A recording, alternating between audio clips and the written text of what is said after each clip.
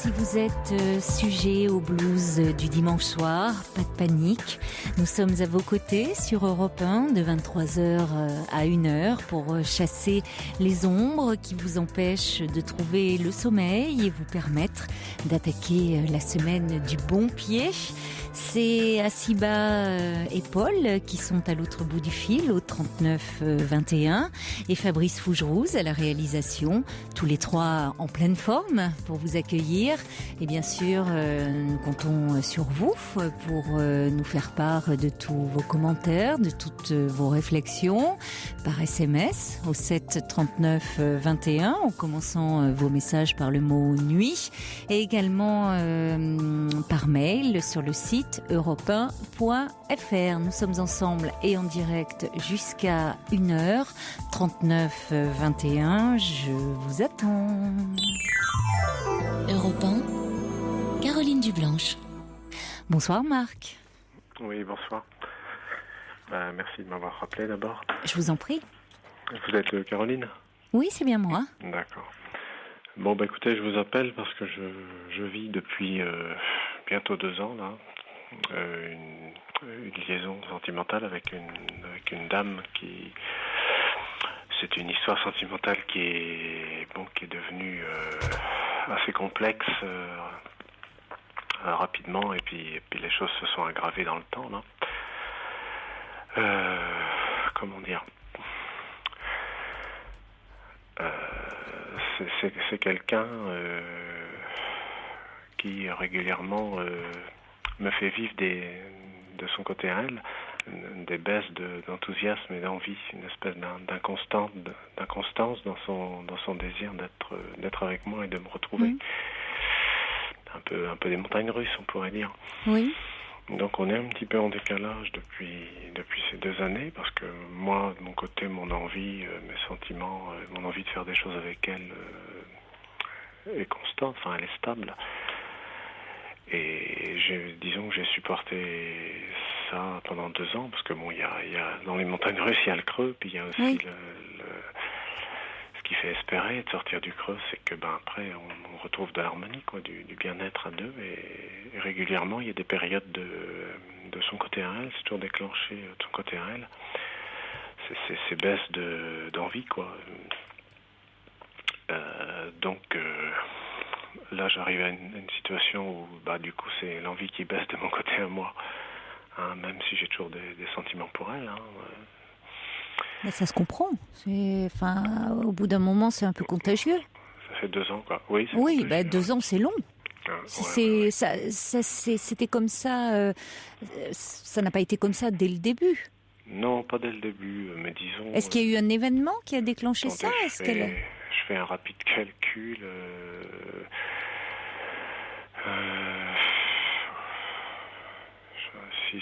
Au bout de 6 ou 8 mois, il y a quelque chose qui s'est mis en place, quoi. Hein. Et la première crise, entre guillemets, on va dire, de son côté à elle, parce que moi ça m'est tombé dessus, quoi. C'est elle qui a été dans la remise en question.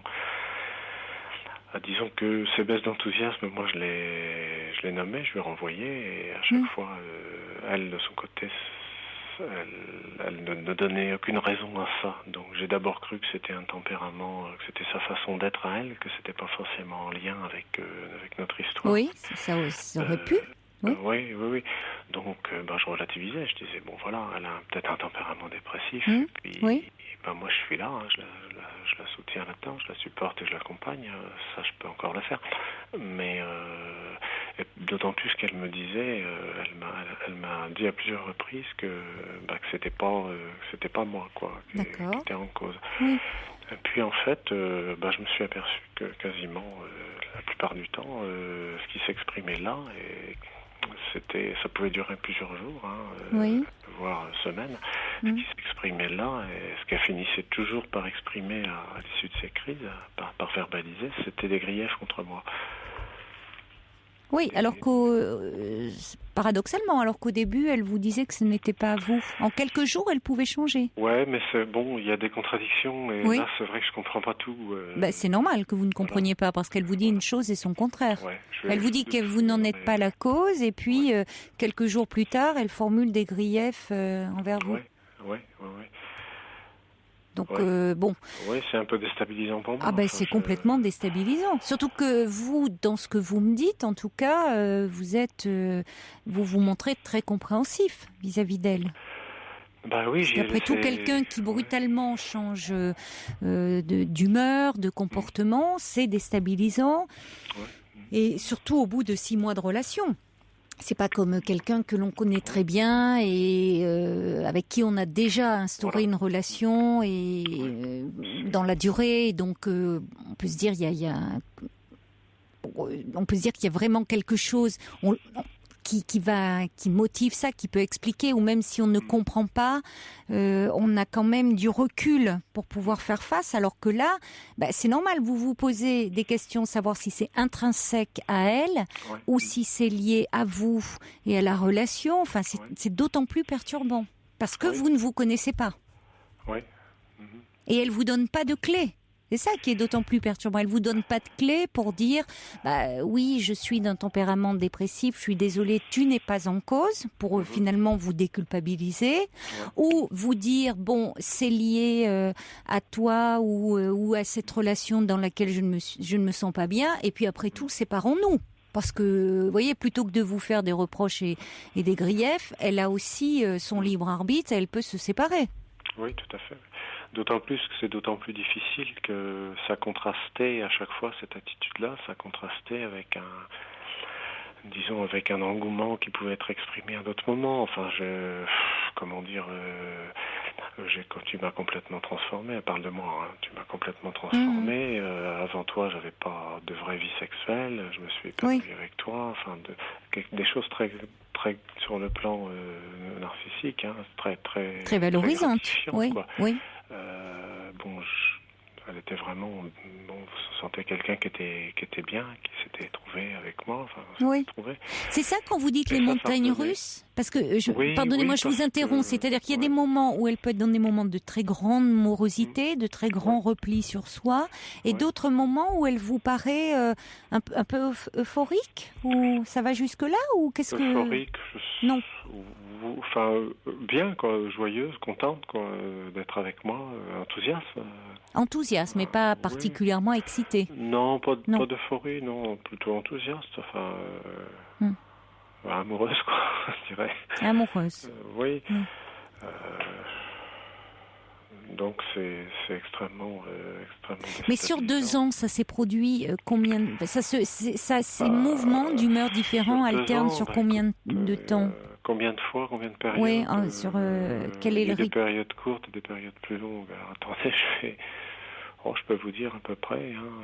Parce que la première crise, ça survient au bout de 6 mois de relation, donc il reste après 1 an et demi. À peu près, hein, c'est pas... 5 ou 6 fois. 5 ou 6 fois quand même. Hein. Avec des périodes, même un peu plus, avec des périodes, si vous voulez, il y a la crise, elle exprime ses griefs, et puis après, il y a des jours où, moi, il faut que je me remette debout, quoi, parce que ça me fiche quand même par terre.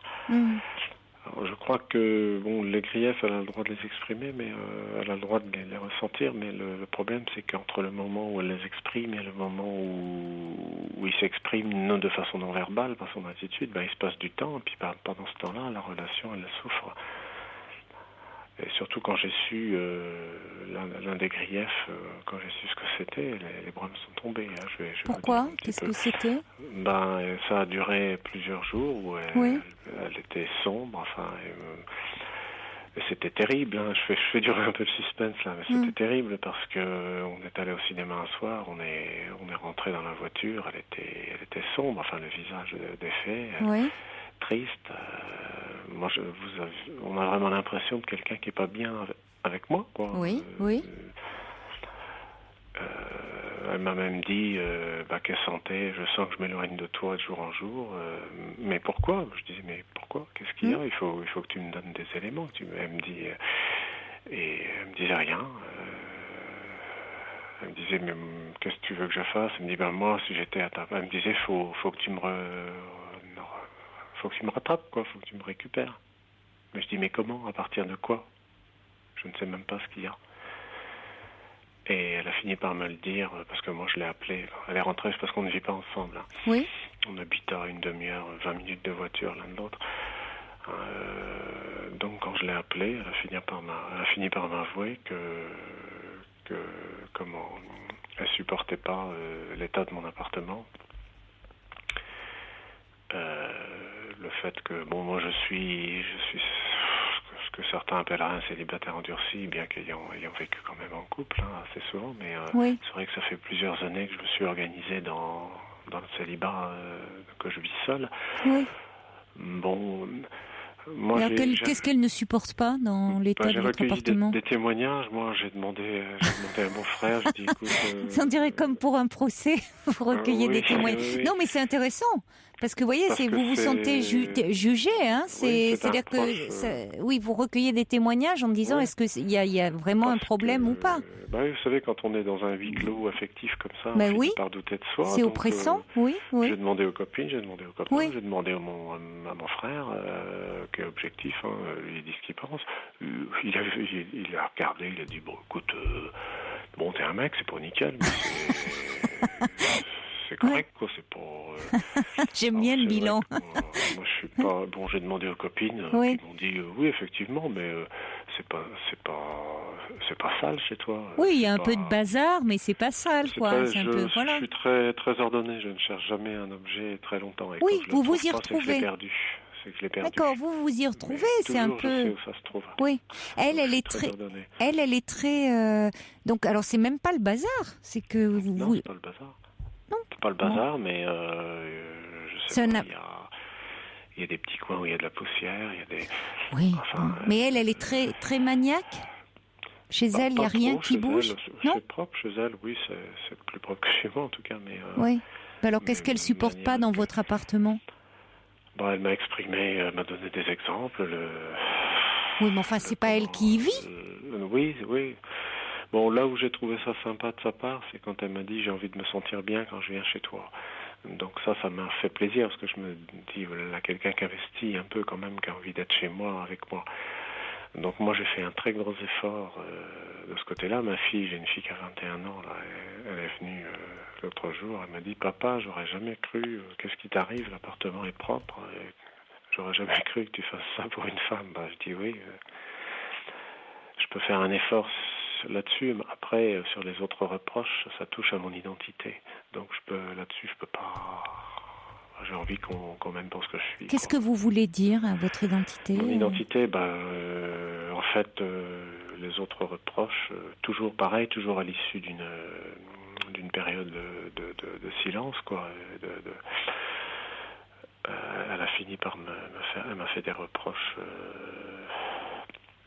qui concernaient pas le ménage. Elle me reprochait d'être très lent dans ce que je fais. Extrêmement lent, mon côté décalé. Alors c'est vrai que je suis quelqu'un...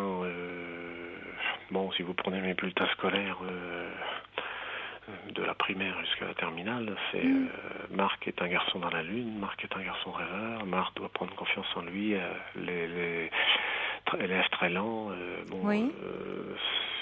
Si vous voulez, dans les devoirs sur table, c'était une catastrophe parce que moi, vous en étiez au 3e exercice que moi, je lisais encore l'énoncé. J'ai été soigné en guidance infantile pour ça parce que j'avais des tocs, j'avais une espèce de lenteur pathologique que je traîne encore aujourd'hui. Si vous lisez le dernier Amélie Nothomb, vous le lisez en un après-midi, moi il va me falloir la semaine, quoi. Je suis un petit peu lent dans ce que je fais. Après, je peux être très rapide dans d'autres domaines. Je peux aller beaucoup plus vite, mais c'est vrai que c'est un petit peu... Oui, mais ça, écoutez, vous êtes comme vous êtes, et je veux dire, c'est pas au bout de 6 mois qu'elle a découvert ça, et encore moins maintenant, 2 ans plus tard. Ça fait partie de vous, et c'est pas ce qui fait qu'on va vous aimer ou pas vous aimer. Donc pourquoi elle appuie là où ça peut vous faire mal? Parce que, vous voyez, ça renvoie aussi à des blessures d'enfance, et c'est là où je trouve que, attention, parce que ça touche elle vous dénigre là. Oui. Elle vous dénigre. C'est l'appartement. Bon, après tout, ce qu'elle vous dit, effectivement, qu'elle a envie de se sentir bien quand vous vous retrouvez. Bon, mais est-ce une raison pour gâcher toute une soirée comme elle le fait? C'est-à-dire, vous pourriez lui renvoyer, parce que, alors après, on rentre dans un flot de reproches, mais sans tomber dans l'agressivité. Mais est-ce une raison? Est-ce que c'est pas disproportionné? Alors que vous allez vous passer une soirée ensemble, vous allez au cinéma, vous ne vivez pas ensemble, hein? Les moments que vous passez ensemble, les gâcher pour finalement des choses comme celle-là, parce que elle vous dit qu'elle aimerait se sentir bien, c'est une chose, mais moi ce que j'entends c'est qu'elle gâche des moments où vous êtes ensemble. Elle aussi elle gâche des moments où vous êtes ensemble parce qu'elle n'est pas bien. Alors vous pourriez vous être beaucoup moins compréhensif et lui en faire le reproche, et vous ne lui faites pas. Donc je trouve que ce qui me gêne, c'est que la bienveillance que vous avez à son égard, la compréhension que vous avez vis-à-vis d'elle, elle ne semble pas l'avoir vis-à-vis de vous. Et ça, ça me dérange. Après, disons dans le mode, c'est pas quelqu'un d'agressif et de...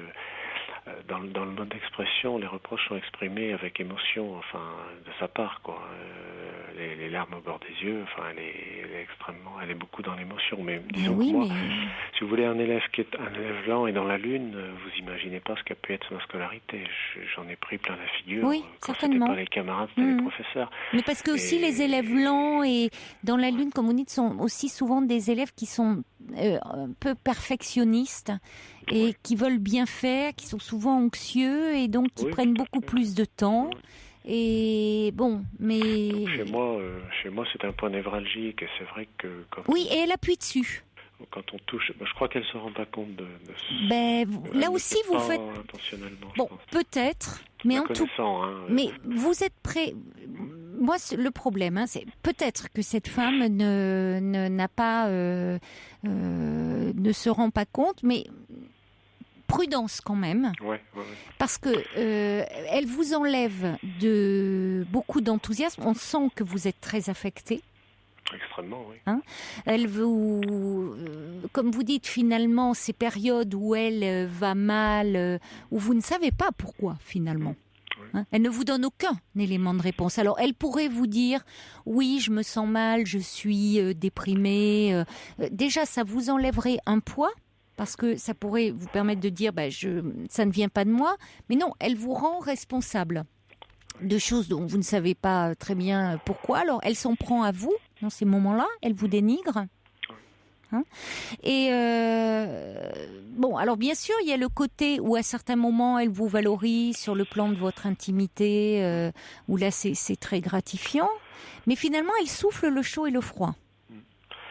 C'est vrai que pour moi, c'est très mettre le doigt là-dessus, c'est là-dessus puis sur d'autres choses. Donc, je vais vous dire, c'est extrêmement violent pour moi parce que je vous dis, gamin, j'en ai souffert. Oui. Sauf que j'étais gamin et souvent c'est les plus grands qui vous maltraitent comme ça. Oui. Sauf qu'aujourd'hui, je suis un adulte et je vous prie de croire que j'ai les poings qui serrent des fois quand on met le doigt là-dessus, quoi, parce que j'ai beaucoup de mal à supporter, quoi. Ce qui est évoqué aussi, c'est moi, si vous voulez, j'ai pas l'esprit technique. Dès que vous me mettez un objet technique entre les mains, je vais pas forcément avoir des facilités. Alors l'ordinateur, j'en parle même pas, j'apprends mais doucement. Un magnétoscope, un lecteur DVD ou la TNT, il a fallu que je fasse venir un copain pour me la régler. Et ça, elle a du mal à me supporter. Elle le renvoie. Elle est très impatiente par rapport à ça. Vous voyez ? Oui, mais le problème, c'est ça va pas comme ça qu'elle ait du mal à vous supporter. Enfin, vous vivez pas ensemble, elle a du mal à vous supporter. Ouais. Elle vous renvoie pas. Je trouve que elle a pas finalement. Elle parle de choses insupportables. Vous venez de le dire. Elle me dit il y a des choses qui me sont insupportables, même si j'ai des sentiments pour toi. Elle me disait une fois, il y a des choses qui me sont insupportables. Oui, mais et vous, il n'y a pas des choses qui, il y a pas des choses qui vous sont insupportables. Enfin, quand elle se ferme comme ça et qu'elle vous donne aucune raison. C'est pas pénible en tout cas. Si vous voulez, le temps que je passe avec elle, d'autant plus qu'on vit pas ensemble, donc on se voit pas forcément souvent. Le moment que je passe avec elle, j'ai envie qu'il soit bon, qu'il soit bien. Mais oui, mais bien sûr, mais normalement on est dans. Je me dis, mais t'es pas normal. Il faut peut-être accepter qu'elle aille pas bien. Enfin, je me dis non, pas. Si vous voulez, ça va un temps. C'est-à-dire que si à un moment elle vous donnait quelqu'un. Vous êtes à un moment plein de compréhension, encore une fois, mais ça elle le reconnaît. Elle me disait souvent, tu m'accompagnes bien. Ben heureusement, mais la réciproque n'est pas vraie, et c'est là où ça ne va pas. Ouais. C'est-à-dire que vous êtes très soutenant, très aidant, et elle, dès qu'elle le peut, elle vous agresse.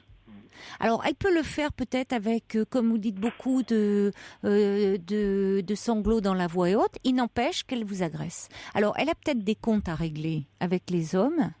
Vous n'avez pas à en faire les frais. Parce que derrière ça, il y a peut-être quelque chose dans son histoire où elle a des choses à régler. Oui, on peut en dire un petit mot de ça d'ailleurs.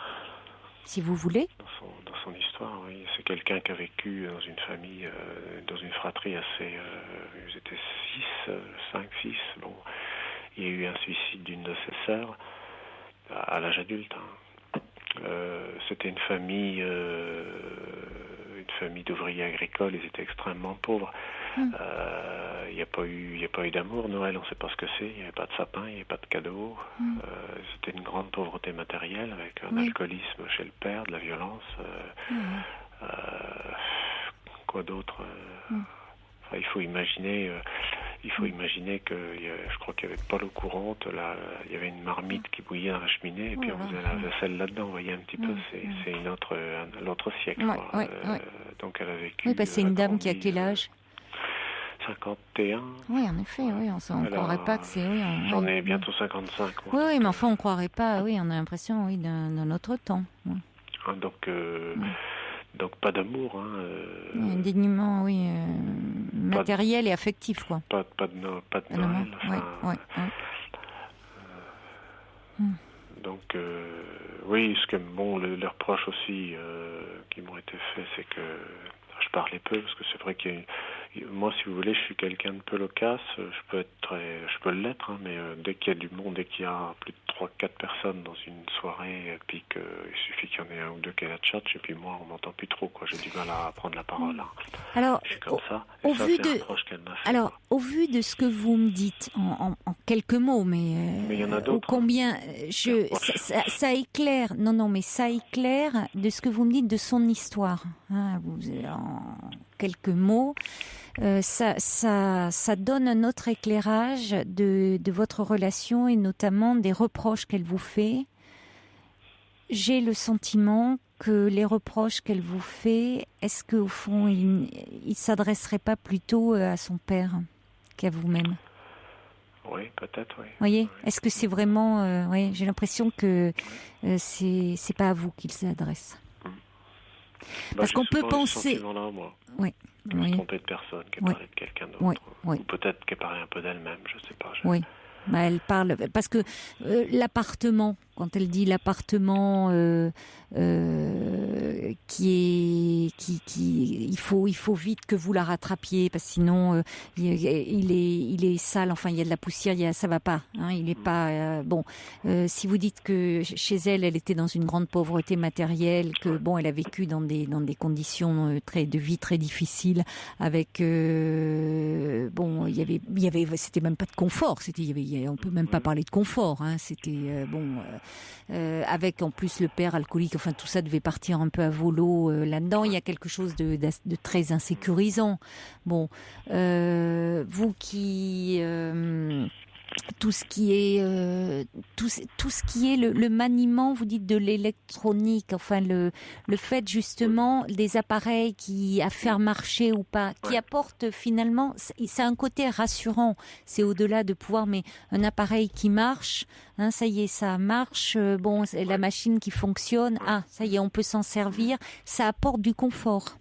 Ça apporte un certain confort de vie, tout ce qu'elle n'a pas eu. Voilà. Donc, je pense que ça la ramène à cette enfance où elle a poussé comme ça, comme une herbe folle, sans rien, sans aucune, sans aucune protection, et ça la ramène à tout ça.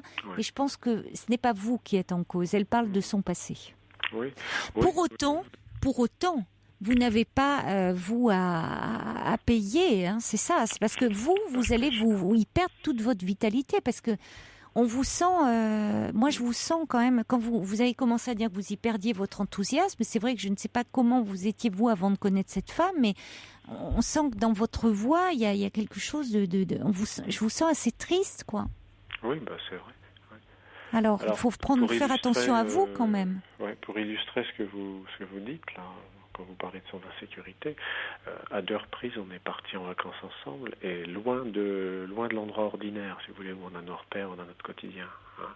On est partis en montagne et à chaque fois il y a eu une crise où elle a exprimé entre autres de l'insécurité.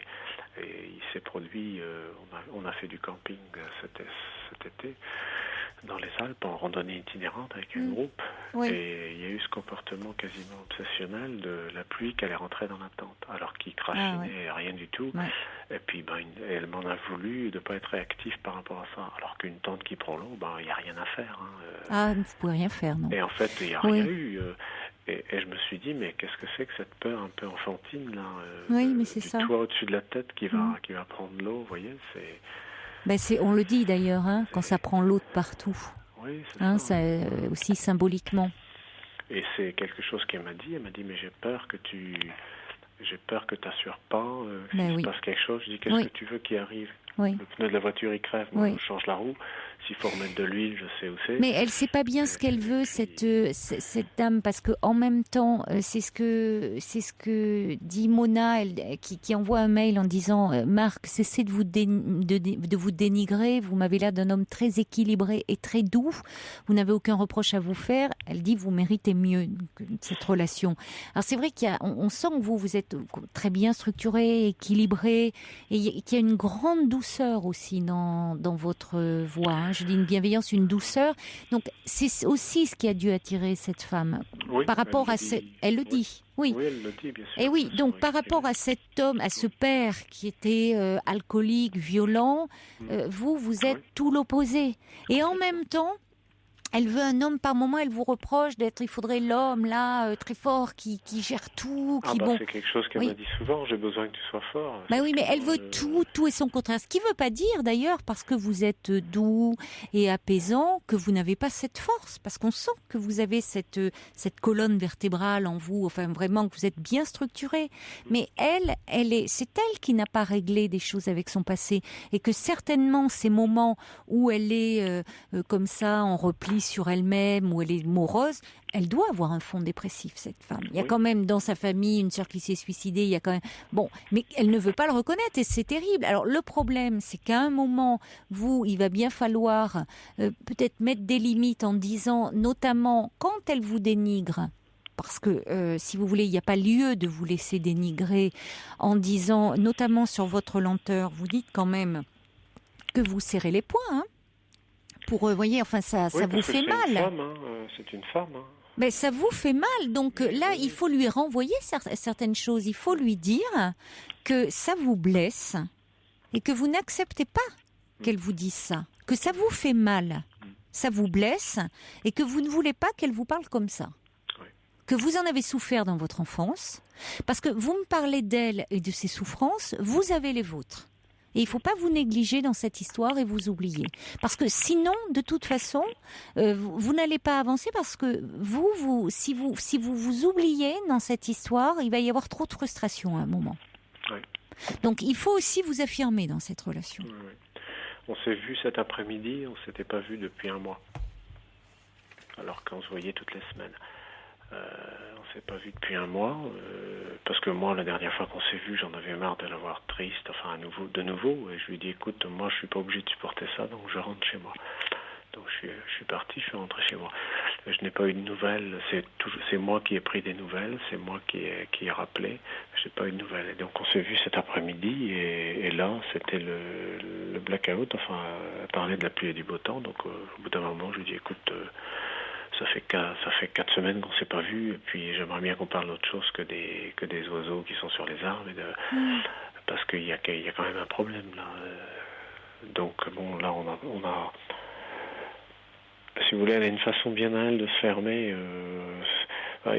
On m'a dit un jour que il y a pas longtemps, que dans cette affaire-là, c'était plutôt moi qui avais le comportement féminin, c'est-à-dire que je vide l'abcès, j'essaie de pointer les choses, et comment.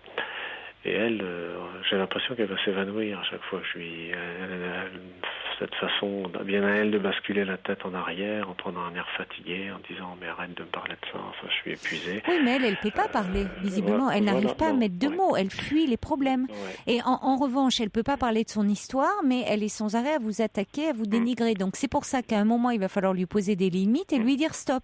Et vraiment lui dire que ça vous blesse. Il faut lui dire ce que vous ressentez, vous.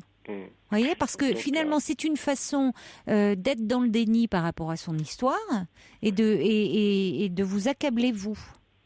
Et finalement, elle ne parle que de son histoire à travers vous. Elle croit parler de vous et elle parle que de son histoire. Ces reproches ne vous sont pas adressés. Ouais. J'ai observé, ça serait un reproche que je lui ferais, encore que ce n'est pas un reproche qui est de nature à remettre en cause notre histoire, mais qu'elle n'est pas souvent dans l'empathie avec moi. Quand je suis dans ma plainte, par exemple, j'ai des soucis dans ma famille. J'ai un frère avec qui j'ai des soucis, contre lequel j'ai des griefs. Avec ma mère, c'est pas très facile. Donc, des fois, ou même au travail, quand j'ai un souci, je lui exprime. Et là, elle est toujours dans le oui mais. Elle est jamais je me sens jamais soutenue. Il y a toujours. Mais c'est ce que je vous disais, c'est qu'il y a un problème, il y a un déséquilibre dans cette relation. Et personnellement, c'est ce que je vous dis, moi, c'est ce qui me dérange dans votre relation. Pour conclure, je vais vous lire des mails des messages, qui arrivent pour vous.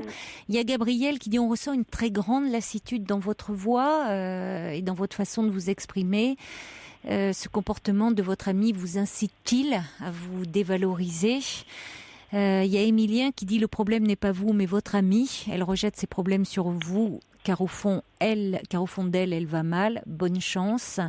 Il y a également Nadège qui dit: Marc me donne le sentiment de s'oublier pour aider cette femme jusqu'à serrer les poings et garder pour lui sa souffrance. Pourquoi se dénigre-t-il? On peut aider mais ne pas s'effacer pour autant. Et puis il y a Bombec qui dit: courage Marc, j'ai vécu la même chose, obsession de la propreté par rapport à l'appart, rien n'ira jamais, il est important que vous restiez vous-même. Il y a First Lisa qui dit: attention à ce que vous aussi vous ne tombiez pas, le risque quand on est avec une personne qui va mal, c'est de basculer aussi à son tour dans la déprime. Et First Lisa qui dit: vous êtes trop gentil, soyez plus ferme avec elle. Voilà. Bon courage à vous et merci de votre confiance, Marc. Merci, Caroline. Il y a Fabio qui dit: les écrits restent, écrivez-lui peut-être. Oui. Vous avez du mal à lui dire. Merci en tout cas de votre appel. Au revoir. Au revoir. Au revoir, Marc. Au revoir. Bonsoir, Michel. Allô, bonsoir. Bonsoir. Oui, voilà, moi j'ai quitté ma maison pendant 13 mois pour des raisons de santé. Oui. Donc j'étais en centre de rééducation, je suis retournée dans un autre centre de rééducation. Oui. Et là, je suis rentrée chez moi depuis vendredi soir. Oui. Et moi, j'aurais voulu avoir un peu de témoignages pour savoir comment les gens, au bout de 13 mois, comme ça, voilà, je suis rentrée depuis vendredi, je suis bien chez moi, mais voilà, j'ai un peu d'appréhension parce que pendant 13 mois, j'étais comme dans un cocon, quoi, si vous voulez. Oui.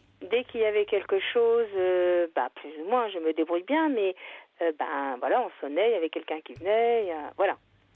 Oui, voilà. Je comprends. C'est vrai que c'est... c'est stressant un peu, quoi. Ben oui, bien sûr. Pendant ces 13 mois, vous aviez tout le temps quelqu'un pour prendre soin de vous, qui était à vos côtés. Et là, vous rentrez, vous êtes seule chez vous. Oui, je suis seule. Oui. Vous êtes seule, oui. Donc ça fait une grosse rupture. Hein. Oui, voilà, c'est ça. Ça fait par rapport à cet environnement. Comment ça a été préparé? Il y a des personnes qui vont venir Là, ce week-end, là, j'ai eu du monde samedi, dimanche cet après-midi. Demain, j'aurai encore un peu de monde. Et puis, et parce que j'ai mes amis, j'ai ma fille qui est venue aujourd'hui. Il y a du passage, mais voilà, c'est après, quoi. Quand tout le monde est parti, ça fait un vide, ça fait... je comprends. Voilà. Oui. Oui, surtout 13 mois, enfin, c'est une année, quoi. Hein. Vous avez vécu... Oui, ça fait une année, ouais. Ça fait un peu plus d'une année à être comme ça, loin de tout le monde. Et loin de tout le monde, loin de votre domicile, de perdre vos repères. Alors, en même temps, vous avez été... est-ce que vous avez été heureuse quand même de retrouver votre maison, retrouver votre chez vous? J'étais obligée de faire un peu de travaux. Enfin bref, ça a été un peu compliqué. Oui. Parce que ce qui m'a éloignée, c'est ma maladie. Donc, voilà, c'est une maladie, pas facile parce que ça, je sais pas, je peux le dire, j'ai subi 2 amputations, quoi. Ah oui. Donc, si vous voulez, j'ai appris. C'est pour ça que ça a duré si longtemps, parce que j'ai appris à me débrouiller avec des prothèses de jambes, le fauteuil, enfin bref. C'était vraiment. Tout, quoi. Tout ce qui fait que ma vie a basculé, quoi.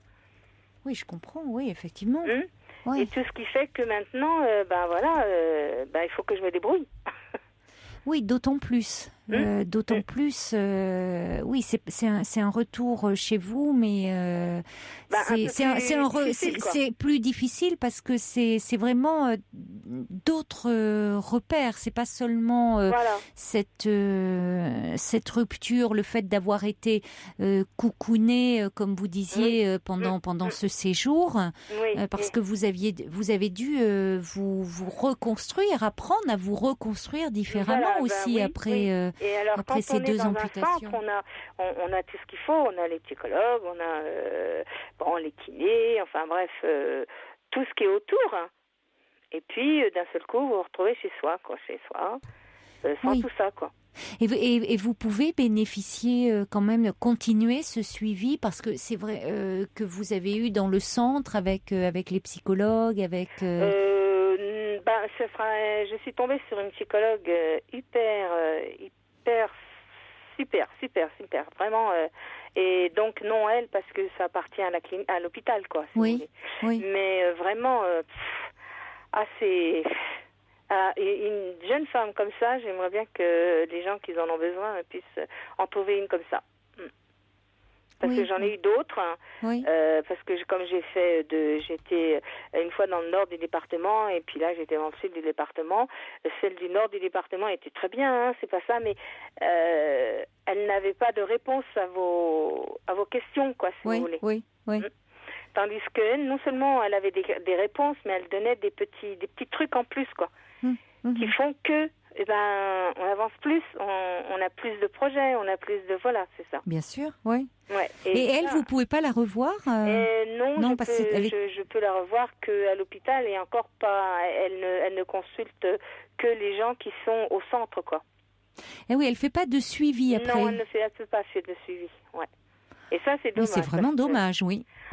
C'est vraiment dommage. Une fois, parce que quand on a instauré une telle aide avec quelqu'un avec qui vous vous sentiez, vous avez instauré vraiment une relation qui vous a fait du bien, c'est difficile d'arrêter ça. Oui, c'est ça, mais en même temps, elle vous a donné des clés que vous pourrez utiliser, qui vont vous servir. Oui. Oui. Alors des fois, comme là, quand tout le monde est parti à 5 heures, là, oh là là, j'ai dit allez, maintenant je me lance, quoi. Hein. Il faut se lancer seul.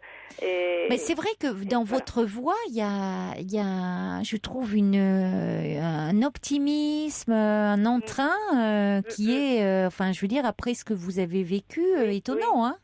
Il y a une force de caractère certainement chez vous. C'est ce que tout le monde me dit. Ah oui. Parce que, vous voyez, moi, je pensais, au début de votre témoignage, vous dites, vous souhaitiez des témoignages, justement, donc on fait un appel, d'ailleurs, au 3921, par rapport des personnes qui seraient comme ça, après des mois d'absence, suite à une hospitalisation, comment ils vivent le retour à domicile. Est-ce qu'il y a, justement, comme ça, des petits conseils, des petits trucs, des petites clés, donc 3921 pour Michel. Mais bon, si vous êtes parti aussi 13 mois, c'est parce que vous avez eu une maladie qui a amené à ce que vous soyez quand même amputé. Donc, vous n'êtes pas resté éloigné 13 mois comme ça. Ça a été une lente reconstruction. Et quand on vous entend, c'est vrai qu'on ne peut pas imaginer qu'il y a eu... ça a été quand même 13 mois douloureux et pénibles, qu'il y a eu des jours difficiles derrière. Oui, il y a eu des jours très difficiles. Je crois que le plus difficile, ça a été quand on m'a annoncé qu'on allait m'amputer de ma première jambe, quoi. C'est... Oui, ça, je voulais pas, évidemment. Qui voudrait? Je voulais pas. Et puis, il y a eu quelque chose qui a fait que, je me suis dit, il faut que je continue. J'avais mon fils qui est marié depuis 10 ans. Ils avaient du mal à avoir un enfant et... Oui. Quand le chirurgien est passé me dire que c'était à moi de réfléchir, et juste mon fils me téléphone pour me dire que son épouse attendait un heureux événement. Oui. Alors je me suis dit je fais quoi. Vous savez, j'ai réfléchi, j'ai posé le pour, le contre. J'ai envie de le voir, ce bébé. J'avais envie de Et puis quand le chirurgien est revenu, je dis on coupe. Et alors là, il n'en revenait pas. Alors il me dit, attendez, réfléchissez, 15 jours, 3 semaines. J'ai dit non. J'ai dit, j'ai décidé, on fait maintenant. Donc 3 jours après, c'était fait. Vous vouliez vivre. Mais au moins, j'ai eu la satisfaction de voir ma petite fille au mois de mars, quoi. D'accord, elle est née là au mois de mars. Elle est née au mois de février, donc ils sont venus me voir au mois de mars. Et puis voilà. Et après, entre-temps, il y a eu la deuxième jambe. Mais pour la deuxième jambe... on vous apprend tellement de choses quand on est dans des centres comme ça, et puis on voit tellement de gens qui ont à peu près les mêmes problèmes que nous, que je crois que c'est la première qui fait le plus mal, quoi. Oui, pour vous, c'est pour vous et même pour les autres, c'est en général, c'est le choc est là, l'épreuve la plus forte est là. Oui, voilà. Oui. Parce qu'après, on se doute, quoi. Vous savez, quand on a des maladies comme ça, on se doute que, l'autre va pas tarder à passer, quoi. C'est comme ça. Et on voit, on arrive à marcher avec des prothèses. Évidemment, je dis pas qu'on marche bien. Je dis pas qu'on marche pas sans canne. Je dis pas qu'on marche pas sans déambulateur. Je dis pas... Attention, je ne dis pas n'importe quoi. Je dis que c'est pas facile, qu'il y a des jours où j'arrive pas à mettre mes prothèses, que je suis obligée de prendre mon fauteuil. Alors quand je suis dans le centre et que je prends mon fauteuil, ça n'a aucune importance.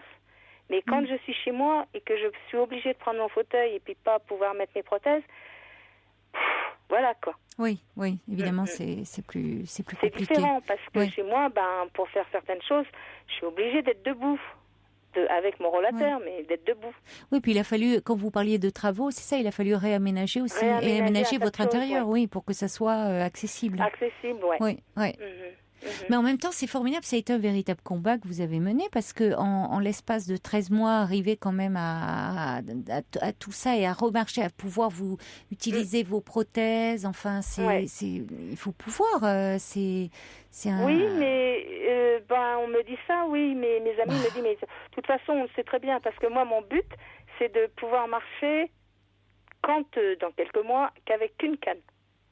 D'accord. Oui, vous vous fixez toujours des objectifs, c'est ça? Toujours. C'est mon objectif. Toujours, alors, mes amis me disent, de toute façon, on le sait, avec le caractère que tu as, on connaît l'oiseau. Mais c'est ce que j'ai... Voilà. Mais je c'est dis pas ça comme ça, c'est mon caractère, quoi. Non, mais ça témoigne d'une force de caractère quand même particulière, parce que vous n'êtes pas quelqu'un qui est dans la plainte, alors que vous pourriez l'être. Et il y a des moments où, évidemment, vous pouvez... Mais bien sûr que vous avez le droit. Voilà, j'ai le droit. Et comment aussi vous et c'est ça, la psychologue me disait, de temps en temps, lâchez-vous. Mais oui. Mais c'est pas mon tempérament.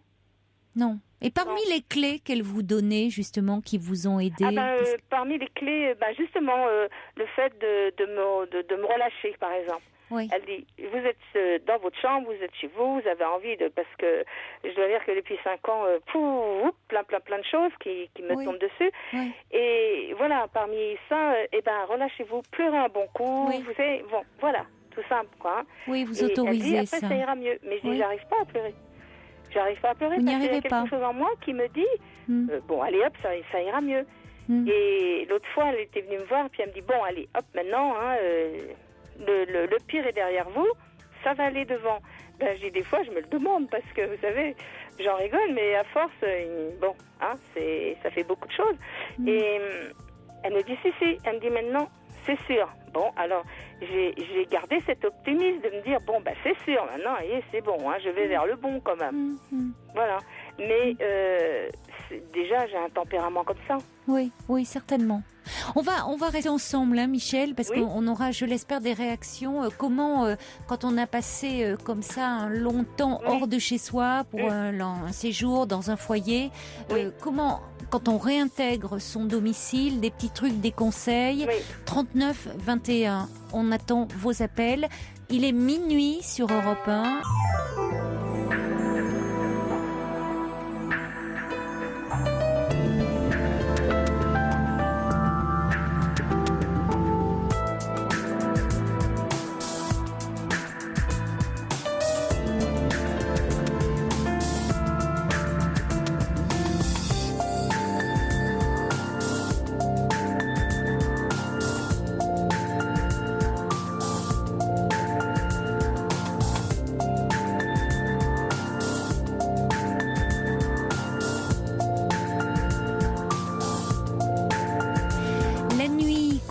Sur Europe 1 avec tous vos témoignages au 39 21. Nous sommes en compagnie de Michel. Michel, donc vous rentrez chez vous après 13 mois d'absence. Oui. Vous avez été hospitalisé pour une grave maladie qui vous a conduit à être amputé des 2 jambes. Oui. Vous êtes évidemment très contente de rentrer. En même temps, vous appréhendez parce que à l'hôpital, vous étiez un peu dans un cocon. Ça paraît curieux de dire ça, malgré effectivement le combat qui a été le vôtre et l'épreuve surtout qui a été la vôtre. Mais vous dites que vous avez été très très entouré par tout le personnel hospitalier, aussi bien les soignants que la psychologue qui était à vos côtés. Et donc vous retrouvez seul chez vous, vous préoccupe et vous aimeriez avoir des témoignages de gens qui ont longuement quitté leur foyer comme vous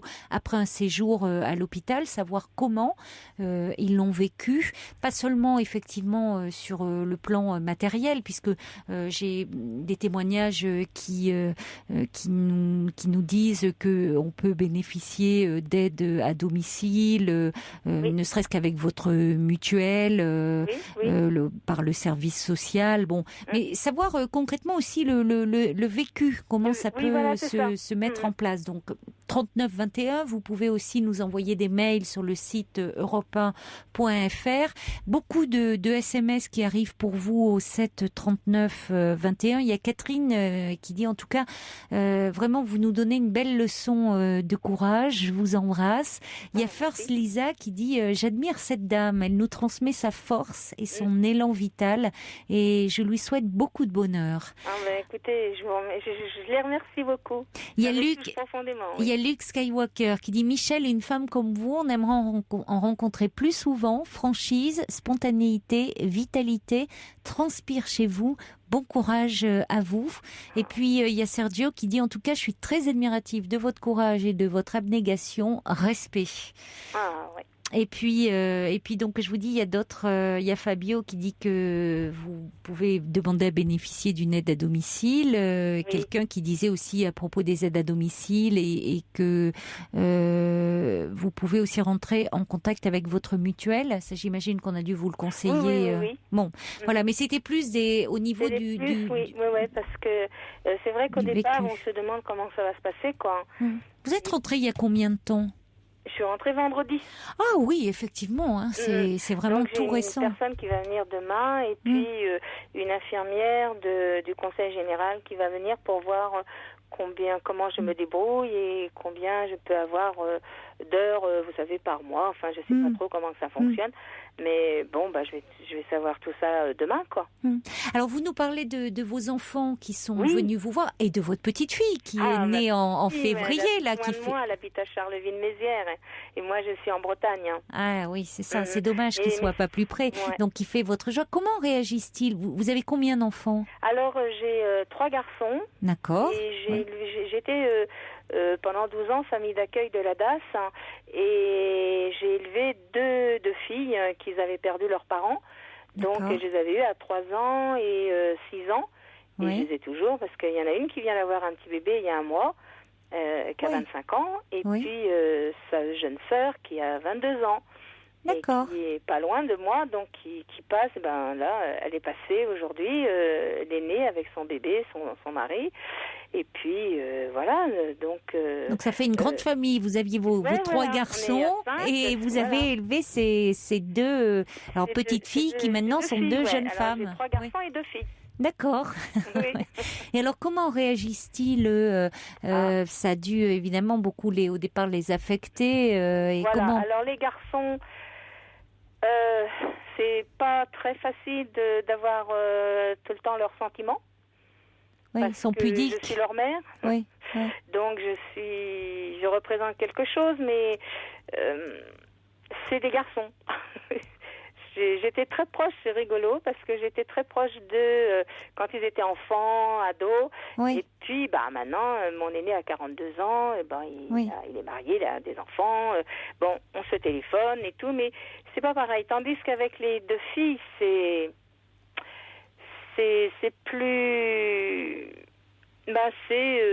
je t'aime, parce qu'il m'appelle Tata, de m'appeler maman. Oui. Alors, je t'aime Tata, voilà, c'est plus, fais attention à toi, c'est des filles, quoi, c'est des femmes, ce sont des, voilà. Elles sont beaucoup dans l'affectif, elles le manifestent, voilà. C'est-à-dire elles l'expriment. Plus que les garçons. Oui, c'est-à-dire que vos garçons vous aiment, mais ont du mal à l'exprimer, il y a une pudeur vis-à-vis de vous. Oui, voilà. Oui. Voilà, c'est ça. Il y a une pudeur, oui. Oui, tout à fait. Il y a une grande pudeur. Et il y a juste que celui qui est loin, qui me téléphone souvent.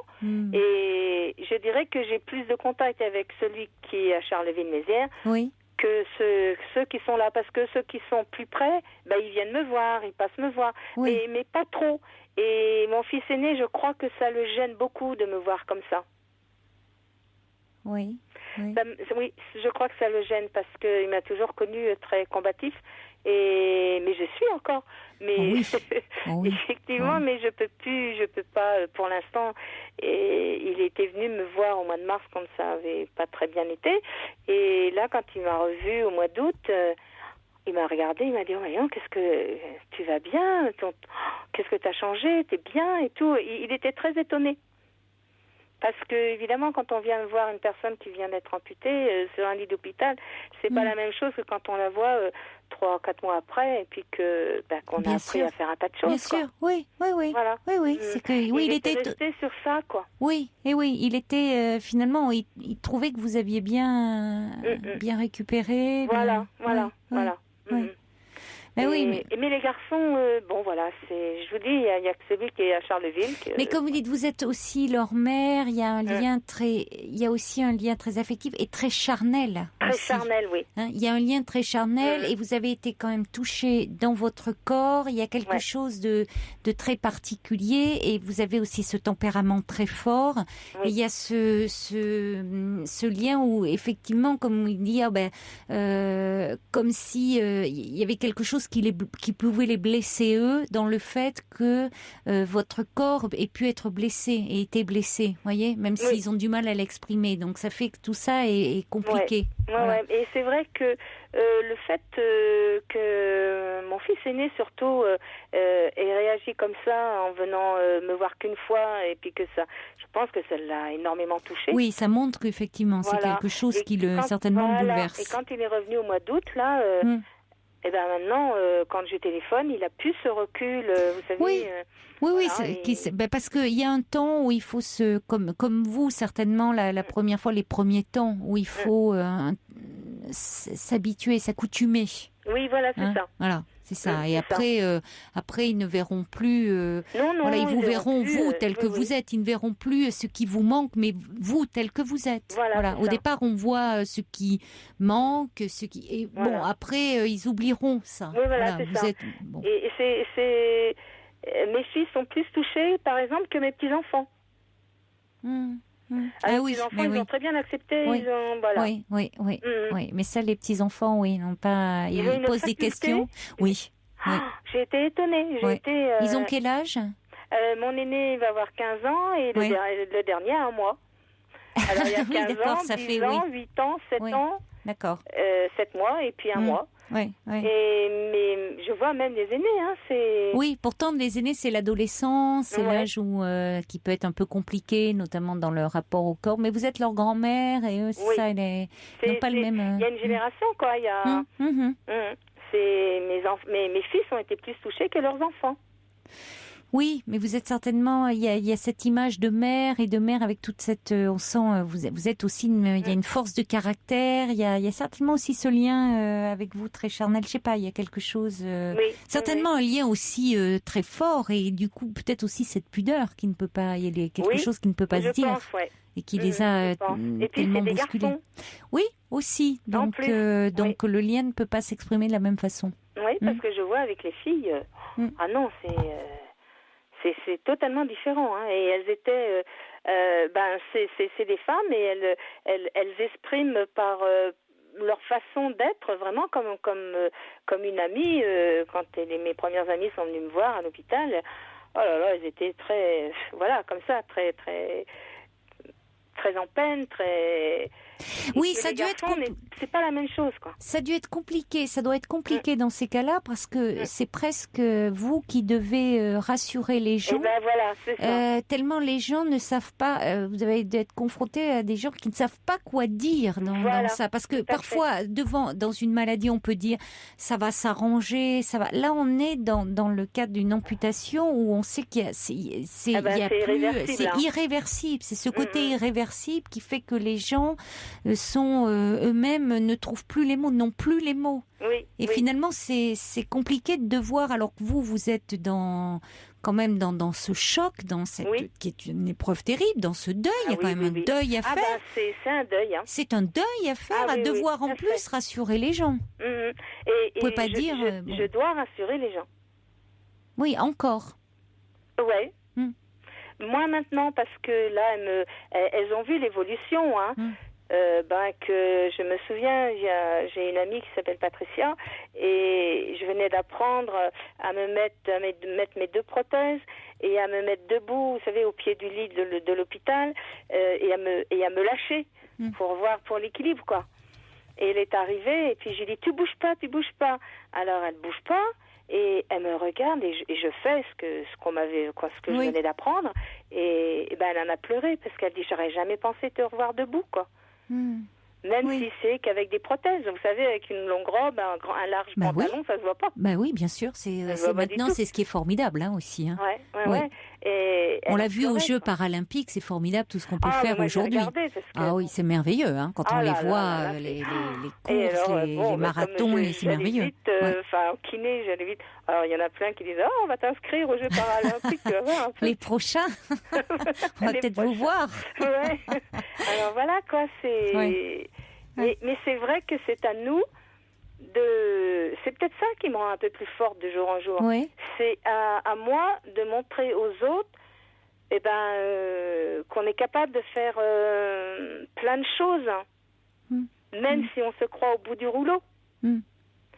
Et c'est pas vrai, il y a toujours des ressorts, à part évidemment quand il n'y a plus rien, ça c'est autre chose. Oui, comme vous dites, vous pouvez aussi avoir des moments, c'est ce que vous dit votre psychologue, la psychologue de l'hôpital, que vous pouvez aussi avoir des moments où vous êtes fatigué, et ces moments aussi vous permettent un moment lâché, de vous ressourcer paradoxalement. Quand on dit des moments comme ça de fatigue, de découragement, c'est pas des moments où on se décourage et où on baisse les bras totalement. Non, au contraire, c'est des moments où ça permet de se ressourcer parce que vous pouvez pas exiger de vous plus que la plupart d'entre nous. C'est pas possible, ça. Vous voyez, il faut pas non plus que vous exigiez plus. Je le conçois. Et tout le monde me dit, mais comment tu fais? Mais j'ai dit, mais il n'y a que 2 solutions. Ou on y va, ou on s'écroule dans le fauteuil et on bouge plus. Alors nous avons Isabelle qui est... non, c'est pas Isabelle, c'est... attendez, c'est Valérie qui est avec nous. Bonsoir Valérie. Bonsoir. Bonsoir Caroline, bonsoir. Alors, je vous ai appelé parce que effectivement ça m'a beaucoup touchée. Ça m'a ramené quelques années en arrière. Donc, parce que il y a 6 ans, j'ai eu un accident vasculaire cérébral. J'étais dans le coma pendant 3 semaines, puis après j'ai passé 3-4 mois dans un service de neurochirurgie, et puis ensuite en rééducation. Donc j'ai été absente pendant 18 mois de mon travail, en fait, en arrêt. Et en fait, tout ce que vous dites, effectivement, me rappelle ce qu'il a fallu un peu traverser, quoi, pour... et notamment pour montrer aux autres qui ont souvent un regard un peu apeuré, un peu distancié. Et notamment, un accident vasculaire cérébral, ça fait un peu peur aussi. Et il a fallu tout réapprendre.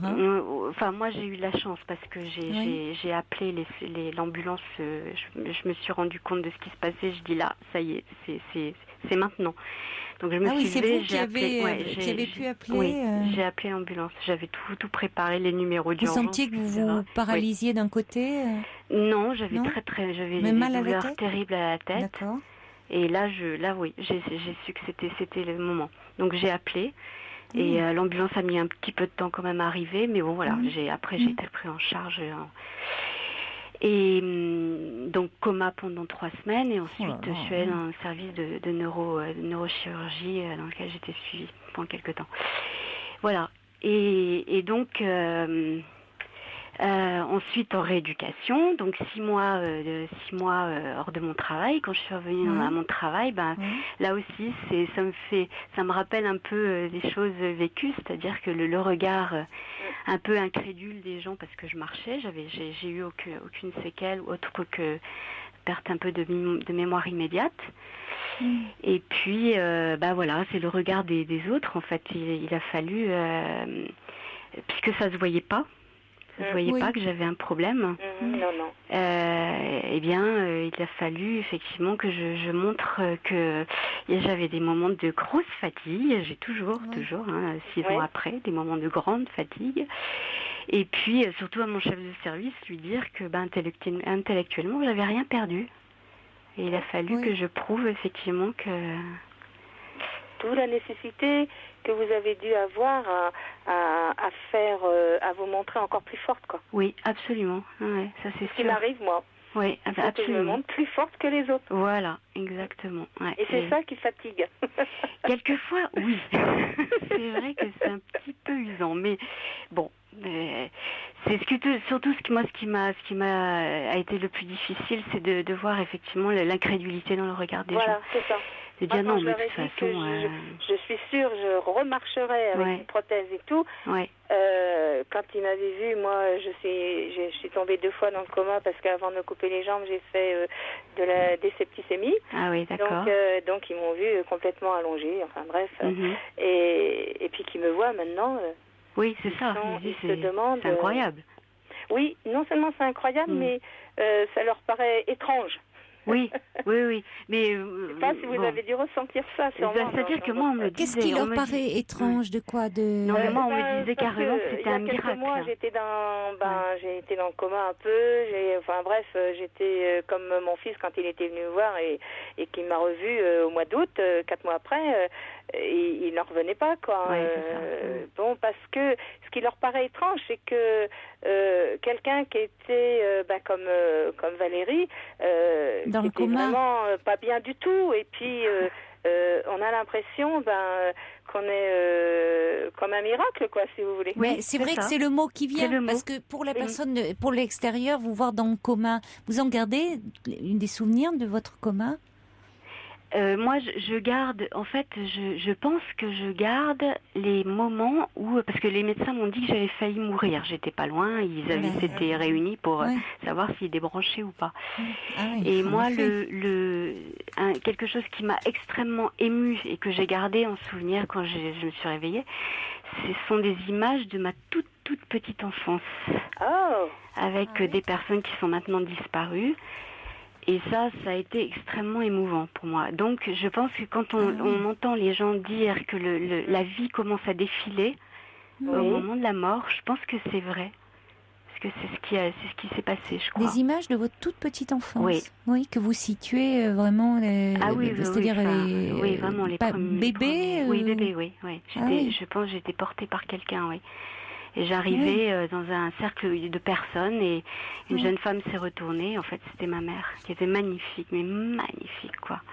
Et là, ça a été vraiment une émotion pour moi incroyable. Et c'est pour ça que moi, j'ai eu un peu ce genre de choses, mais pas dans les mêmes circonstances, parce que ma maladie n'est pas venue comme ça. J'ai eu d'autres problèmes bien avant. Et c'est pour ça, quand on me dit oh là là, moi j'aurais peur, par exemple, du coma, par exemple, de mourir. Moi, non, j'ai pas peur de ça, parce que j'ai pas eu ce que vous avez eu, mais un peu, quoi. Ouais.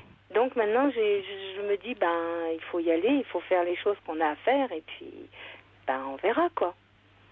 Parce que c'est peut-être ça qui me donne la force aussi de me dire il faut faire, si on m'a remis sur terre, c'est ce que je me dis toujours. Oui, on dit que c'est une seconde chance, oui. Voilà, c'est pour que je fasse quelque chose. Pas. Mais si je fais rien avec mes deux jambes, si je prouve pas à mes amis, à mes enfants que j'y arriverai pas, j'arriverai jamais à prouver ce que... Mais moi, ce que j'ai découvert pendant cette période, c'est qu'on avait en soi des ressources, mais insoupçonnées. Et il faut aller très très loin pour aller chercher. Mais vraiment, on est capable de faire des choses incroyables. Oui. Et on a les ressources en soi pour le faire. Oui, donc, voilà. C'est ce que je ressens, et c'est pour ça, quand on me dit mais où tu vas chercher ça, je sais pas. Oui. Je peux pas le dire. Mais c'est intéressant parce que souvent après ces périodes de coma, enfin, il peut y avoir, les personnes disent comme une renaissance, un désir de vouloir faire quelque chose de leur vie, parce que il y a quelque chose de donner un sens, sans que ça soit grandiloquent, réellement donner du sens à ce retour finalement. C'est ça, Caroline, c'est vraiment donner un sens au peu de vie qui nous reste, mais qu'on nous a permis de refaire quelque chose, quoi. Alors on nous a, on ne sait pas si c'est quelqu'un qui nous a permis, mais en tout cas voilà, on est revenu. En tout cas les médecins, ou on va dire de la médecine déjà. Après les autres, les médecins quand même, en premier lieu, on peut, voilà. Et il y a les médecins, il y a les aides-soignants, il y a les infirmières, mais tout ça, mais ils nous ont fait confiance. Et puis votre force de vie, et puis voilà après. Et moi, comme moi, je leur ai fait confiance quand c'est comme ça, mais cette confiance que les médecins et que tout le personnel peuvent nous donner, il faut en retirer des bénéfices. Mais vous avez raison quand vous parlez de force de caractère. Je crois que c'est quelque chose on a vraiment quelque chose en soi, comme ça, et qui nous permet effectivement de rebondir. Moi, j'ai été aidée par ma famille quand je suis revenue de l'hôpital. Ils sont restés 5 semaines avec moi. Il y avait des personnes qui sont relayées pour voir justement comment je me comportais, si je faisais pas trop de bêtises. Et puis après, c'est une surveillance en fait discrète, mais c'est ça, notamment le gaz, les choses comme ça. Et après, moi j'ai mis en place aussi des petites stratégies comme ça qui me permettent, d'éviter les accidents, d'éviter les. Oui, voilà, c'est ça. Et moi, depuis vendredi, je me mets des petits trucs comme ça. Par exemple, comme je sais que, par exemple, ce matin, je me suis levée à 7h30, j'avais ma fille qui venait avec son mari et tout. J'ai dit, oh là là, il faut que je prépare ça et ça. Mais j'ai mis un temps infini à faire parce que, ayant plus de jambes, même si je mets mes protèges, je peux pas aller vite. Et j'ai le rollateur, j'ai ceci, j'ai cela. Et alors, du coup, pour demain, je me suis tout préparé, mon petit déjeuner, mon petit truc, mon petit bazar. Comme ça, j'ai dit déjà, ça c'est fait. Voilà. J'ai tout préparé dans la salle de bain. Vous voyez, on fait plein de choses comme ça parce que sinon je m'en sortirais pas. À midi, je serais encore en train de... Mais ce qui est intéressant, c'est que ça fait réfléchir aussi, ça fait gigoter l'esprit pour trouver... Mais c'est ça, c'est une façon de vous organiser, et on dit finalement c'est très bouddhiste, hein, votre attitude devant la vie. C'est-à-dire c'est des choses finalement trouver du sens, y compris dans son quotidien, dans l'organisation du quotidien, même des gestes qui sont très simples, l'organisation de vie, organiser comme ça son intérieur, qui amène une forme de sérénité.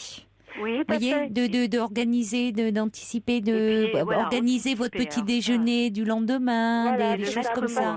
J'ai plus qu'à faire chauffer l'eau dans ma bouilloire et puis hop, mettre sur le thé, et puis que voilà, mon pain est préparé. Enfin, vous voyez, un tas de choses comme ça, parce que sinon, je mets plus d'une demi-heure à préparer ce que je mettais en 5 minutes, quoi. Bien sûr.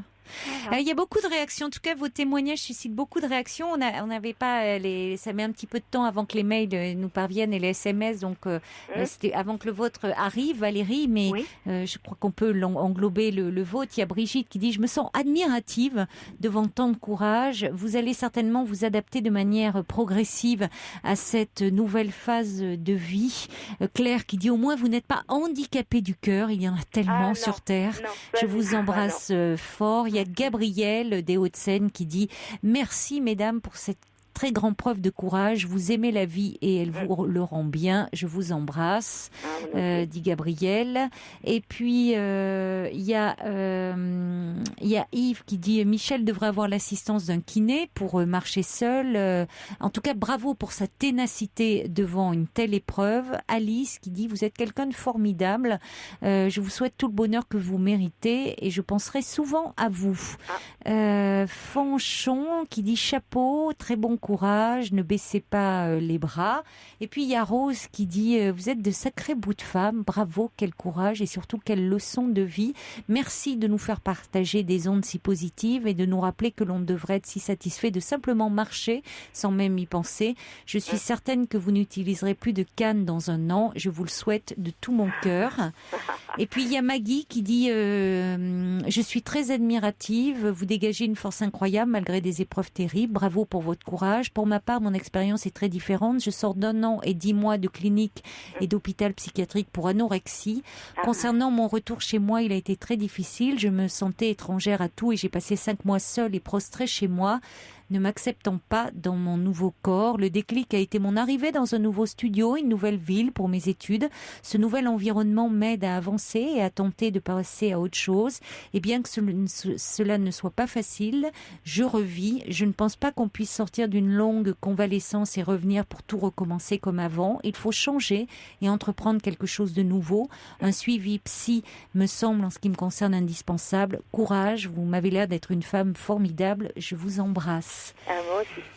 Et puis Libellule qui dit: bravo, bravo, bravo, quel dynamisme, quel courage. J'ai envie d'embrasser cette auditrice tant elle donne de l'espoir à tous ceux qui se trouvent confrontés à une épreuve aussi douloureuse. Et on peut vous joindre à tous ces mails, Valérie. Merci beaucoup. Voilà.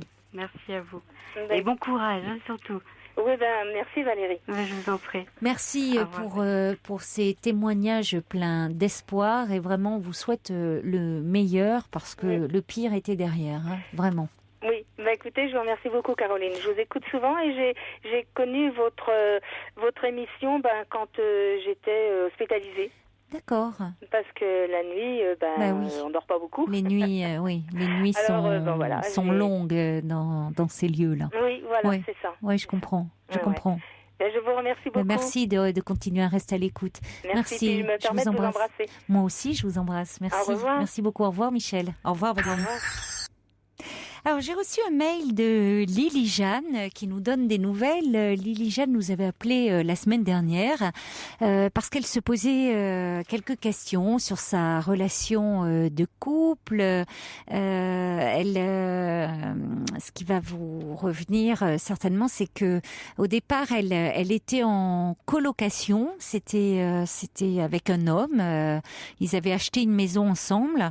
Et puis, à un moment,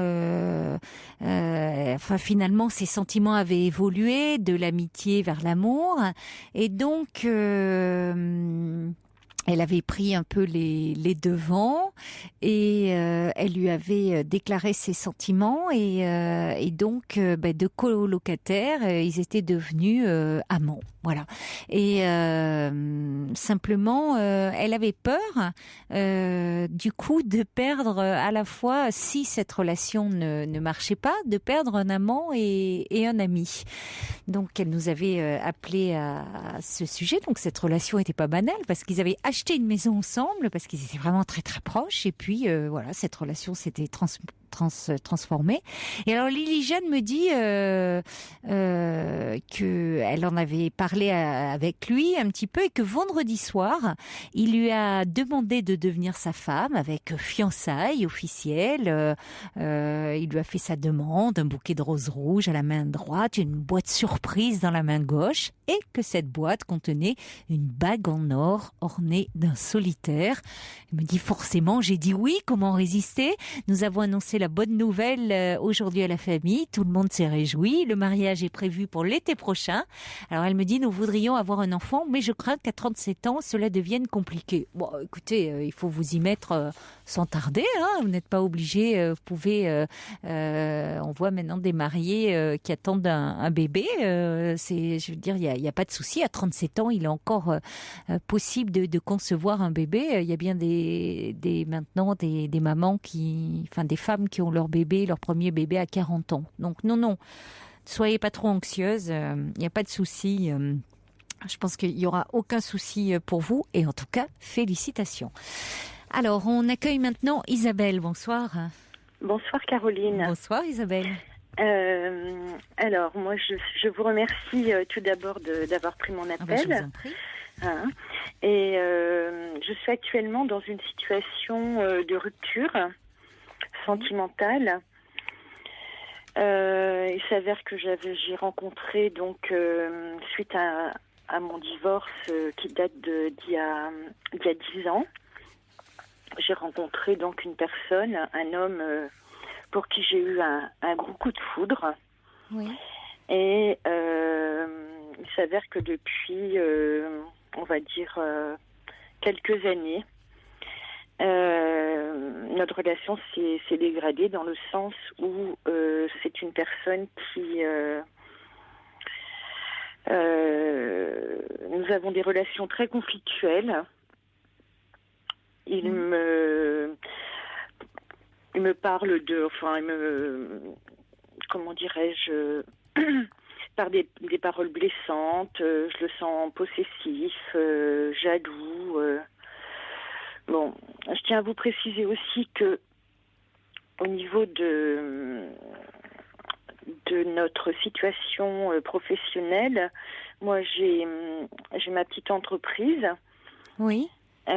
Voilà, et cette personne n'a pas de travail. Donc effectivement, de ce côté-là, ça pose énormément de problèmes également. Disons qu'il a beaucoup de temps libre et puis il voudrait que je sois beaucoup plus disponible par rapport au temps qu'il aurait à me consacrer. Et les problèmes, les tensions correspondent au moment où il n'a plus de travail, à ce déséquilibre dans votre relation? Non, du tout. Non, il ne travaillait pas quand je l'ai rencontré. Ah bon, mais comment ça se fait? C'est suite, un accident. Enfin bon, c'est assez... voilà. Oui, mais pardonnez-moi, mais c'est pas très raisonnable. Bon, que lui ne travaille pas suite à un accident, c'est une chose, mais qui vous reproche votre manque de disponibilité pour lui par rapport à votre travail. Enfin, c'est pas très mature de sa part. Il faut bien que vous gagniez votre vie quand même. Tout à fait. Vous pouvez pas être tous les deux sans travailler.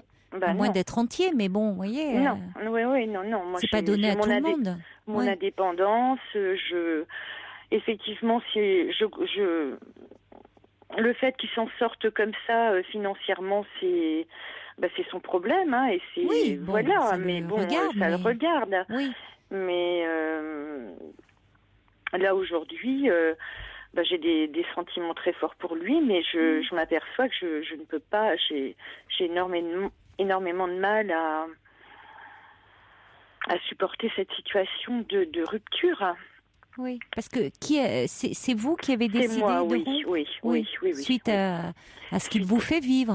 Voilà, tout à fait. Oui, à sa jalousie, à sa possessivité. Oh, tout à fait. Oui. Oui, parce qu'il voudrait que vous soyez constamment avec lui. Voilà, c'est ce qui se passait au départ. Disons que moi j'avais, quand je l'ai rencontré, j'avais un projet de construction de maison et il s'avère que j'ai passé, il y a eu du retard au niveau de la maison et puis des travaux, etc. Je suis allée vivre chez lui une année, ça se passait très très bien. Mais bon, à partir du moment où moi j'ai accédé à ma maison, ça a été déjà à ce moment-là, ça commençait à poser des problèmes de son côté. C'est-à-dire qu'il y a déjà un très grand déséquilibre dans votre rythme, puisque vous, si vous avez votre entreprise, ça vous accapare beaucoup. C'est pas comme si vous aviez une activité salariée, ça vous demande beaucoup de disponibilité, tout à fait. Vous avez beaucoup d'investissement. Donc, et lui, n'ayant pas d'activité professionnelle, est très libre. Et il est très libre, mais il s'investit pas non plus. Enfin, dans mon travail, je n'y tiens pas du tout. Mais bon, il m'aide pas. Je veux dire, il pourrait faire m'aider, mais non. Il me dit qu'il a sa maison à s'occuper. Donc, j'ai essayé de lui faire comprendre que s'il pouvait m'aider.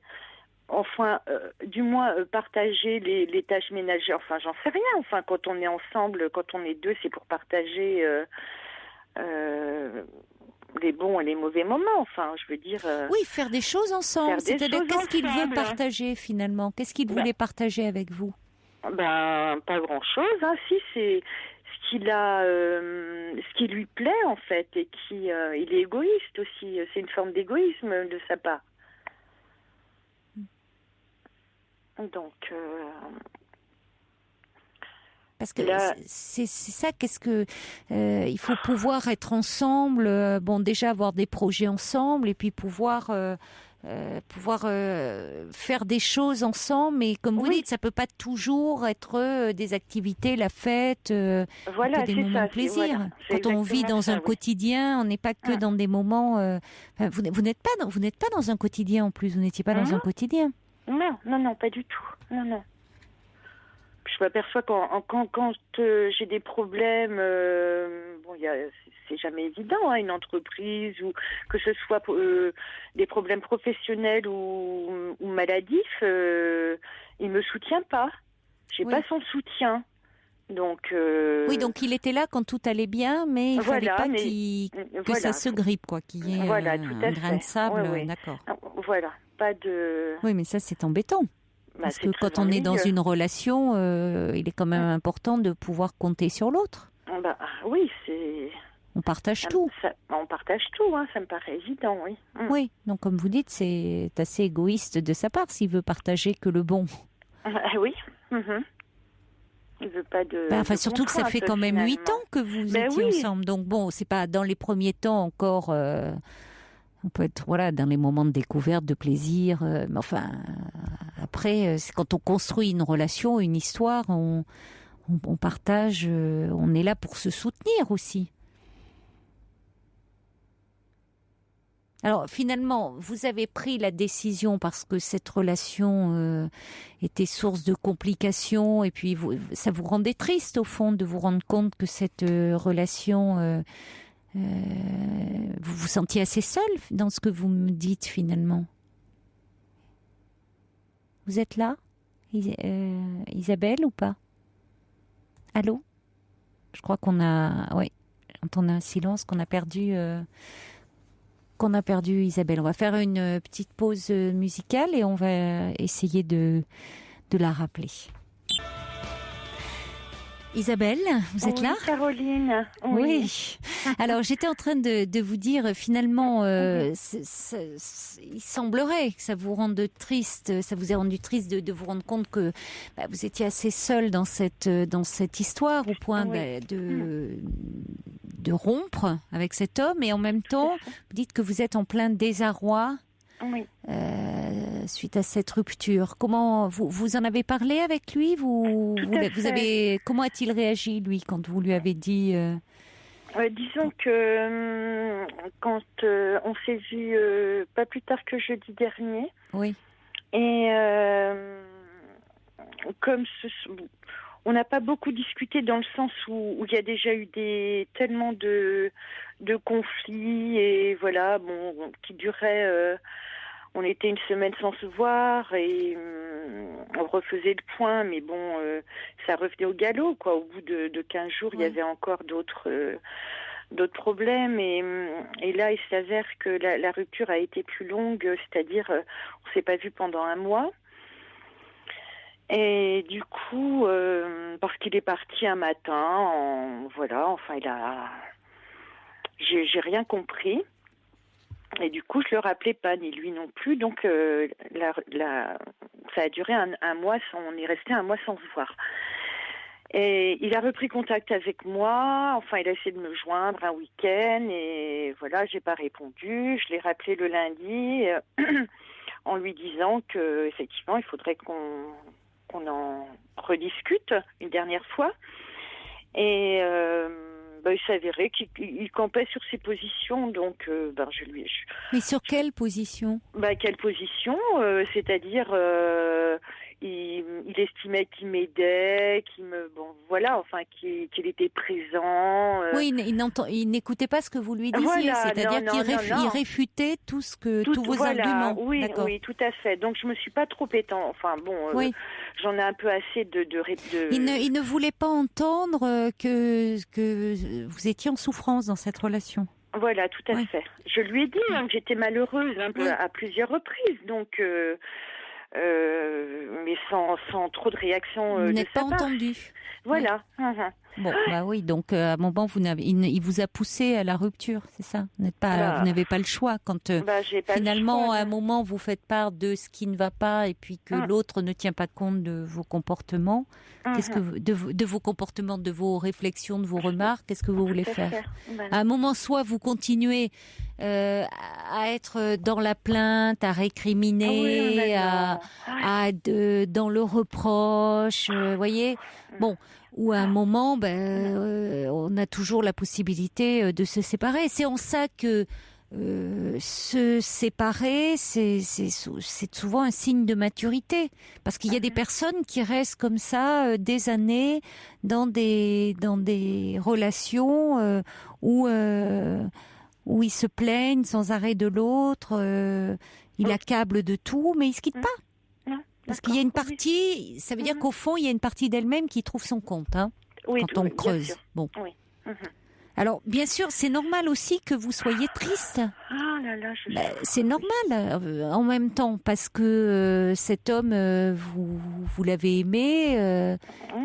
D'ailleurs, il y a Cathy qui pose la question, qu'est-ce qui vous attirait en lui au départ? Au départ, ça a été un coup de foudre. Il était très attentionné. Voilà. Ah oui. Oui, bien sûr, oui. Vraiment, oui. Il est pas. Et comment, selon vous, pourquoi il est passé comme ça de très attentionné à finalement Je pense que c'est la séparation entre la vie commune que l'on a eue la première année chez lui, notamment. Oui. Et mon indépendance quand la maison s'est construite, enfin c'est terminé, quand j'ai eu mon petit chez moi, alors que voilà, je pense que ce qu'il aurait souhaité, c'était que je restais vivre chez lui. Oui, il a besoin finalement que vous soyez dépendante. Tout à fait. De lui. Je ne le suis pas, je suis très indépendante. Oui, mais en même temps, c'est curieux parce que il s'est trompé. Ça montre qu'il vous connaissait pas bien. Parce que c'est pas parce que vous viviez chez lui que vous aviez une personnalité dépendante. Ça montre vous voyez comme on peut se tromper sur la personne. Bon, vous me direz, on peut vivre à côté d'une personne des années sans la connaître vraiment. Mais il a été abusé par la situation, c'est-à-dire ou alors je ne sais pas ce que vous donniez à comprendre de vous. Bon, vous étiez très amoureuse, mais vous pouviez vivre sous son toit et en même temps avoir cette personnalité très indépendante qui fait que vous avez votre entreprise déjà. Oui, tout à fait. Bon, et puis ce qui fait que vous êtes ce que vous êtes. Vous ne supporteriez pas l'idée d'être indépendante. D'être dépendante. D'être dépendante. Mais d'ailleurs, c'est vrai que c'est la relation. Est-ce que lui, il y a vu une forme de détachement, qu'au fond, vous n'étiez pas véritablement attaché à lui, d'avoir votre propre maison? Je sais pas. Il pense que je ne lui consacre plus suffisamment assez de temps, etc. Enfin... mais c'est vrai parce que ça se discute peut-être parce que c'est vrai que c'est un peu paradoxal aussi. Je suis en train de penser, j'avais pas intégré ça, j'avais pas bien compris. C'est vrai que si votre maison, elle a pas poussé comme un champignon, il le savait, mais comment c'est vrai que vous viviez sous le même toit. Lui, il a pu espérer que c'est un projet de vie à deux, et puis après il vous voit filer dans votre propre maison. Donc peut-être qu'il a mal pris ça. Il a mal pris. Ensuite, il est quand même venu à la maison, mais en étant 24 heures sur 24 ensemble, moi je travaille à la maison, donc voilà. J'ai mon travail à la maison, je gère mon entreprise à la maison, j'ai mon bureau, etc. Mais il était là, plutôt nonchalant, enfin voilà. Non, moi, c'était une situation qui ne me convenait pas. Oui, le fait qu'il ne travaille pas, c'était énervant pour vous de l'avoir toujours dans vos pieds finalement, parce que vous travaillez chez vous. Voilà, tout à fait. Donc c'est là où vous lui avez dit que vous vouliez qu'il retourne chez lui. Oui, exactement. Oui. Mais le déséquilibre donc vient bien du fait qu'il n'a pas d'activité professionnelle. Non. Mais pourquoi il n'en a pas d'activité professionnelle, cet homme ? Parce que d'une part, il le souhaite pas et je pense qu'il s'en sort financièrement. Donc, oui, mais vous voyez déjà là, ça peut pas aller parce que. Mais déjà ça peut pas aller parce que vous qui avez un tempérament où vous créez votre entreprise, vous allez quand même de l'avant, c'est-à-dire que vous prenez des risques, vous êtes très active, et vous êtes avec un homme qui, lui, c'est pas qu'il ne peut pas travailler, qu'il a un accident qui fait ou des problèmes de santé, qui fait qu'il ne peut pas travailler, c'est qu'il ne le souhaite pas. C'est quand même un tempérament. Donc vous êtes quand même, vous êtes complètement opposés. Alors vous me direz parfois les opposés s'attirent, mais là c'est trop. Et comme il est désocialisé, il se raccroche à vous. Vous êtes celle qui lui ouvre un peu des portes vers l'extérieur. Vous représentez, oui, c'est ça, l'ouverture sur le monde extérieur. Alors que vous n'en avez pas besoin puisque vous êtes très active. Oui, absolument. Donc il y a un trop grand déséquilibre entre vous deux. Trop grand, oui. Parce qu'il pourrait, après tout, en ne travaillant pas, mais avoir, je sais pas, faire des activités qui lui permettraient d'être en lien avec d'autres et d'être moins en attente vis-à-vis de vous. Mais c'est vrai que pour vous, mais chez lui, alors que vous travaillez chez vous et le voir, j'ai l'image, lui avachi sur le canapé, je sais pas, en train de regarder la télé, ça va pas, quoi. C'est pas possible. C'est pas possible. Ça ne peut que créer. Et puis, qu'est-ce que là, vous avez des choses à raconter. Vous avez et puis lui, qu'est-ce qu'il a à raconter? Rien, absolument donc, rien. Comment voulez-vous que ça marche? Ça fonctionne. Ça ne peut pas fonctionner. Donc que vous soyez un peu perdu, c'est normal, mais c'est quand même. Il faut vous dire que c'est quelque chose qui, avec le temps, va s'atténuer aussi. Je crois que Mais il me relance. Oui, c'est normal. Mais à mon avis, lui, il a plus à gagner que vous. À mon avis, tenez-vous à votre décision. Je crois. Mais je pense que c'est préférable pour vous. D'accord. Bon courage. Merci de votre appel, Isabelle. Au revoir. Merci. Très belle nuit à vous. Faites de jolis rêves. Il est maintenant 1h sur Europe 1.